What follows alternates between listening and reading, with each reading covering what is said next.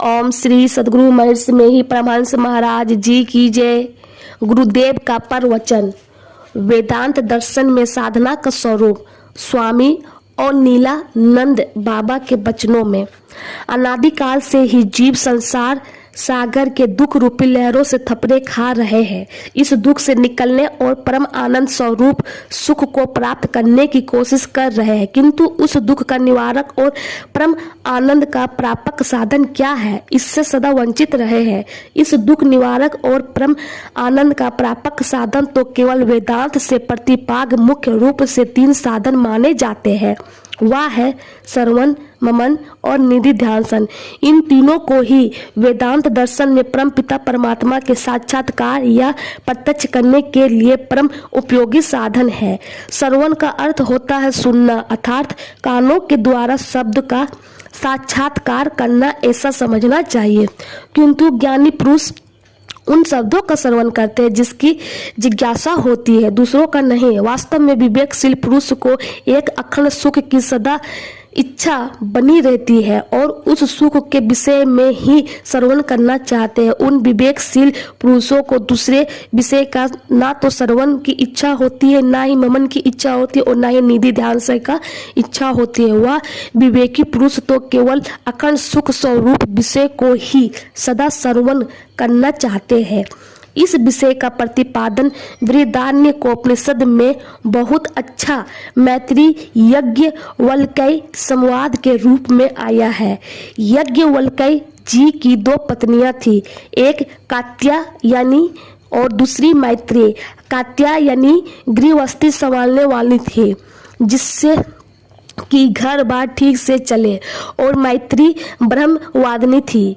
फिर भी याज्ञवल्क्य जी के साथ अच्छी प्रकार से निवास करती थी। संसार से उपनाम होकर एक दिन याज्ञवल्क्य जी ने अपने दोनों पत्नियों को बुलाया और पास में बिठाकर अपना प्राप्त किया हुआ धन को 2 भागों में कर दिया और दोनों पत्नियों को कहा कि यह 2 भाग किया हुआ मेरा धन तुम दोनों एक एक भाग में ले लो और इसी धन से अपना जीवन यापन करो।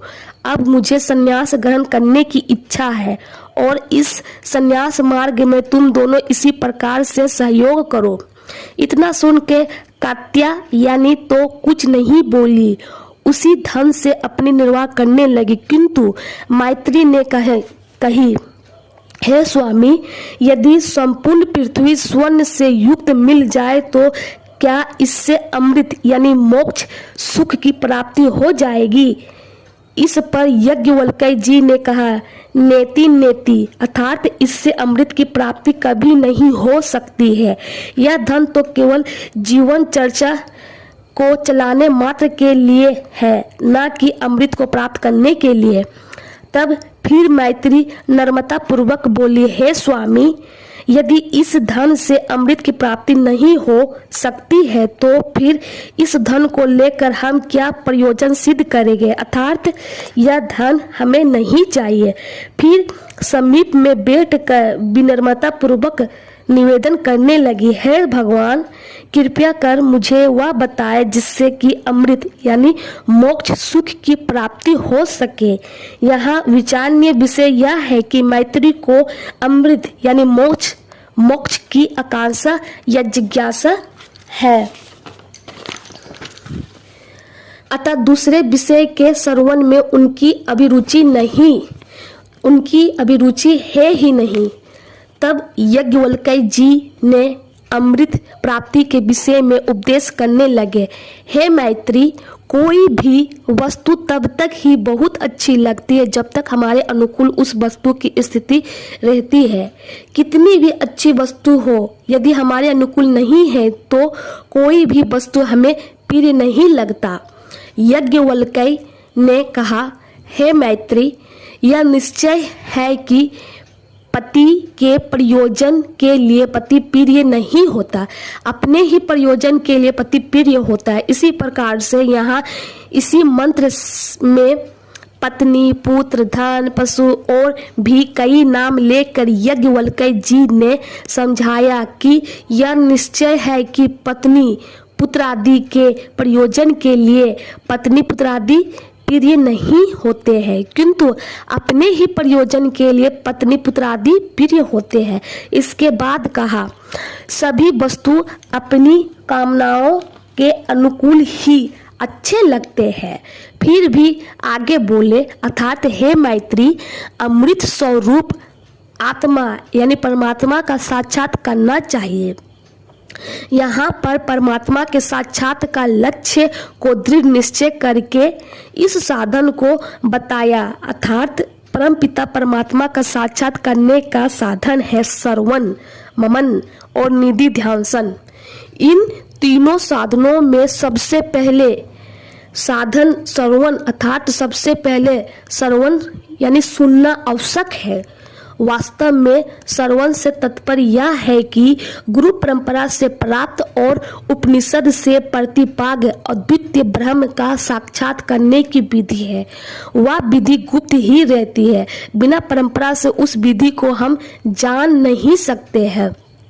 परमाराध्य श्री सद्गुरु महर्षि में ही परमहंस महाराज जी ने कहा, बिना गुरु की कृपा पाए नहीं जीवन उधारा है। एवं पूज्य पाद्य बाबा श्री शाही स्वामी जी महाराज के वचनों में भी है, गुरु युक्ति से ताको गगन में, तब झलकत एक तारा रे, वह तारा गुरुदेव बतावे, ज्योति महल का द्वारा रे। अर्थात श्रवण से तात्पर्य है ब्रह्म दर्शन की विधि। इस विधि को जान लेने मात्र से ब्रह्म दर्शन नहीं हो सकता है। जब तक कि युक्ति पूर्वक उस विधि का अनुसरण यानी जीवन में धारण नहीं करेंगे, तब तक ईश्वर का साक्षात्कार नहीं हो सकता। एक कोई ऋषि ब्रह्मज्ञानी किसी जंगल में तपश्चर्य पूर्वक निवास करते थे। एक दिन जंगल में घूमते फिरते समय एक छोटा सा तोता का बच्चा असहाय अवस्था में प्राप्त हुआ।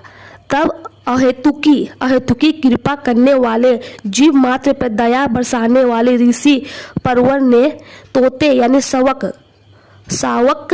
यानी बच्चे को उठाकर अपनी कुटिया में ले आया और उसका पालन करने लगा।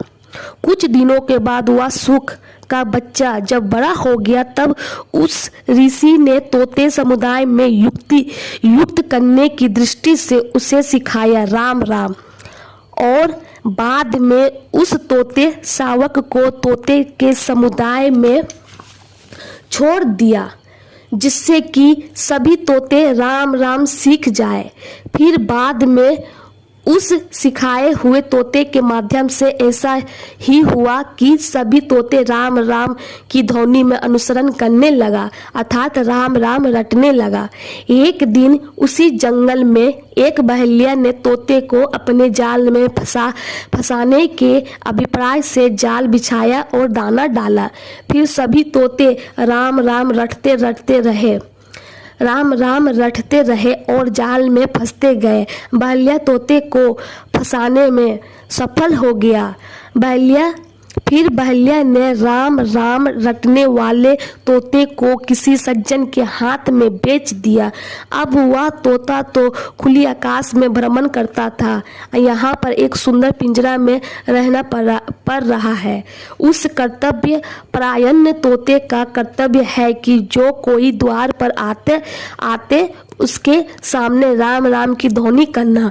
बहुत दिन बीत जाने के बाद उस दरबार में एक भिक्षा लेने वाला कोई फकीर संत का आवागमन हुआ और उस महात्मा ने आवाज लगाई, राम राम रटे तो सहजे तरे, भिक्षा दे ही माता जी।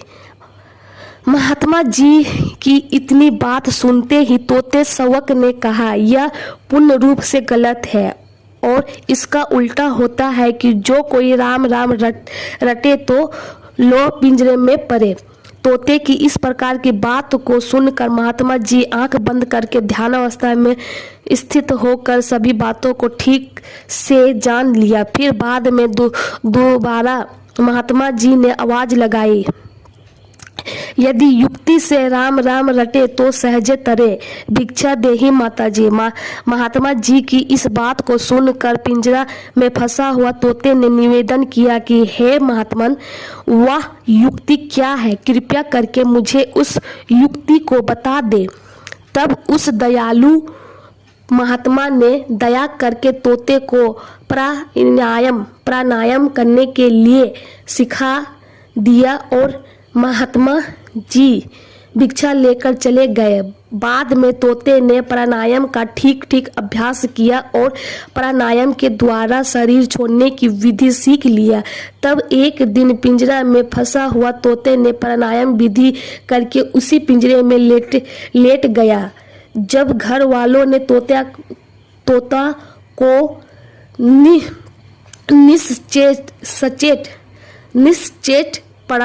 निश्चेष्ट पड़ा हुआ देखा तो समझ गया कि यह तोता ना खाता है और ना ही पीता है, आंख भी उलट गई है, अतः यह तोता अब मर गया है। तब घर वालों ने तोते को पिंजरे से निकालकर बाहर फेंक दिया।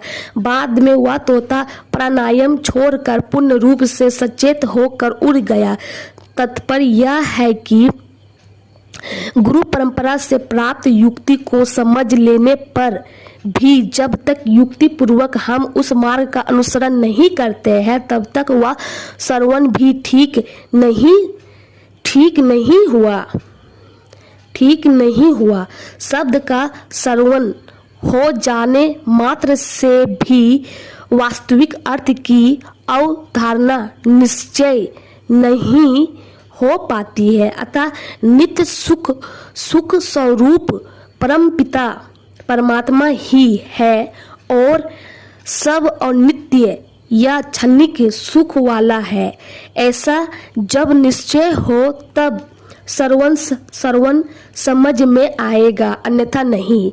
इस वेदांत से निश्चय किया गया अर्थ को किसने श्रवण किया जाए तो इस पर श्रुति कहती है परमपिता परमात्मा का साक्षात ज्ञान प्राप्त करने के लिए हाथ में उपहार लेकर श्रोत्रिय ब्रह्मनिष्ठ गुरु के शरण में जाना चाहिए। श्रीमद् भागवत गीता में भी कहा है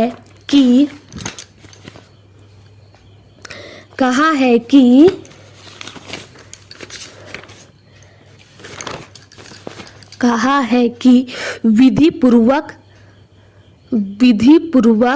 अष्टांग प्रणाम करके सेवा शुश्रूषा से प्रसन्न करके नम्रता पूर्वक तत्वदर्शी गुरुदेव से तत्व यानी परमात्मा के विषय में पूछे। तब तत्ववेता यानी ब्रह्म ज्ञान सदगुरुदेव अपनी शरण में आए हुए शिष्य को उपदेश करेंगे। परमाराध्य श्री सद्गुरु महर्षि में ही परमहंस महाराज जी ने कहा भी है, भक्ति योग और ध्यान को भेद बतावे निहारे, श्रवण मनन निधि ध्यान से सकल दर्शावे निहारे। और भी गुरु के शरण गहु धन गुरु कहू, सुख मन सूरत समाये, ती सर तिल हेरहु रे की आहो संतो हो। अर्थात श्रोत्रिय ब्रह्मनिष्ठ गुरु की शरण में जाकर ही श्रवण के विषय में कहा गया है। जब गुरु युक्ति से श्रवण कर लिया तब ममन या यज्ञवल्क्य जी द्वारा मैत्री को दिया गया उपदेश के अंतर्गत दूसरा साधन है। ममन से तात्पर्य है बारंबार एक ब्रह्म विशेषज्ञ निश्चय और अन्य विषयों का निराकार करना। इसी को गुरु महाराज ने कहा है कि एक बिंदुता दूरबीन हो और दूरबीन क्या करे। दीर्घकाल निरंतर सत्कार पूर्वक अन्य वासनाओं को रोकता हुआ एक ब्रह्म विषयक चिंतन को ही ममन कहते हैं।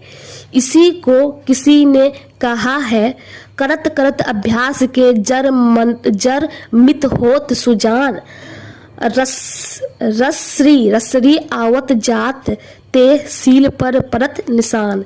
यानी योग सूत्रकार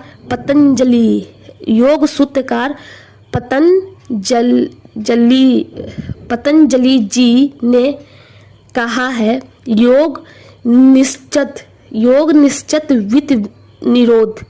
यानी चित्त के नाना प्रकार के वासनामय वृत्तियों को रोकना ही योग कहते हैं। इस प्रकार का योग ही ममन कहलाता है। यहाँ पर ऐसा समझना चाहिए कि अन्य विषयों का परित्याग करना ही ममन की ओर बढ़ना है। इस पर याज्ञवल्क्य जी ने मैत्री से कहा, केवल त्याग से ही अमृत यानी मोक्ष की प्राप्ति हो सकती है। यहाँ पर त्याग का अर्थ है असनात्रय का त्याग, यानी लोकेशना